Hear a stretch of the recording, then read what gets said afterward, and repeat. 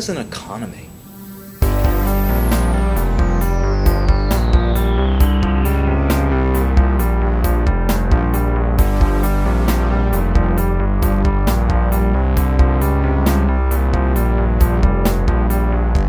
We've been discussing a lot of individual topics of financial literacy separately. But of course, in their natural habitat, they don't work in isolation. They work together in a combined economy, and that makes the topics very complicated and a lot more interesting. It also means that when you look at everything operating together, you might start to see some emergent properties that come out that aren't really visible when you focus only on specific financial topics. Wait. He's looking at me. Yeah. Like what? Well, for example, debt and equity. Those are two simple mechanisms that any company can use to raise money. But in real life, in a real economy, the decision of whether or not a company should issue debt or equity and the decision of whether an investor should buy debt or equity doesn't turn simply on the prospects of the company. Such as? Such as whether prevailing interest rates are high or low, such as whether the stock market is performing well, or whether taxes are generally high or low. In a word, it's going to turn on how the overall economy is performing. Well, obviously what we need here is a government bureau to oversee and coordinate all these unruly factions. Actually, our economy is usually referred to as a free market, and that means we're not very keen on central planning. Why not? We're the government. We can trust us. Even if you trust the government, it may simply not have the competency to do it. Keeping track of millions and billions of different transactions is likely to be well beyond the competency of any mortal. But we have the technology! Central planning has a very poor track record. It's very closely affiliated with repression and incompetence. Long bread queues and shops filled with nothing but left shoes. I got a left foot. I'm afraid most serious economists don't have much faith in central planning. Autonomous markets relying on supply and demand are much better at directing resources to where they're most needed and most valued, and at generating quick and accurate prices. Then laissez-faire, baby, like I've said all along. Let's burn the rules. Ayn Rand! That's also not terribly accurate or likely. The United States economy is heavily regulated. Congress and state legislatures pass rules affecting almost every aspect of this economy. What? I thought we were free.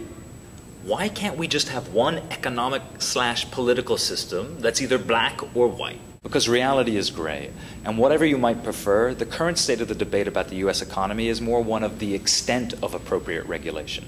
There's no real debate going on about completely eliminating all government regulation or about putting the government in charge of all aspects of the economy. So what does government do with our economy? Two primary things: fiscal policy and monetary policy. What's this physical policy? More body searches? Fiscal, no touching. Fiscal policy is the government's approach to the amount and style of taxes. In our country, the United States Congress and state legislatures determine the taxes we pay. Okay, what about the money policy?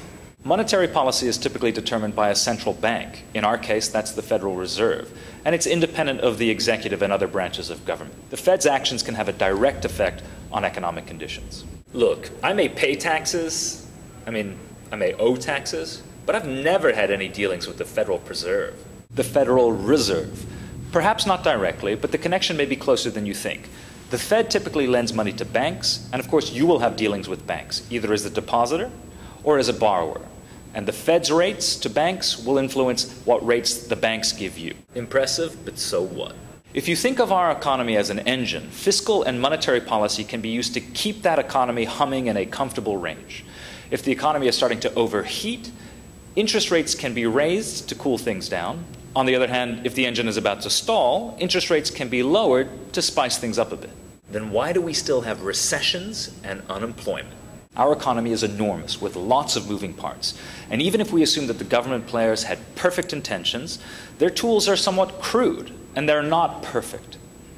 Also, no matter what the government does, a lot of private parties have a great influence over the economy generally. You mean those gigs behind the velvet ropes? No, I mean market participants unaffiliated with the government. Who's that? Well, among other people, you. What did I do? Your demand for goods makes a difference. Your productivity at the office makes a difference. Whether or not you're employed makes a difference. Whoa, I'm holding the economy together.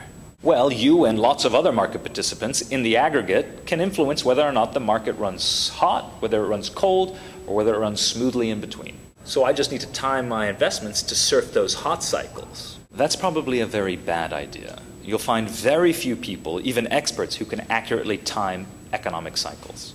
Then what can I do? Well, you can appreciate that these cycles occur, you can attempt to understand the various different factors that influence economic cycles, and you can plan your own finances for the long term. Our economy has had lots of ups and downs, but overall and over the long term, our economy has grown consistently. What? So moderation?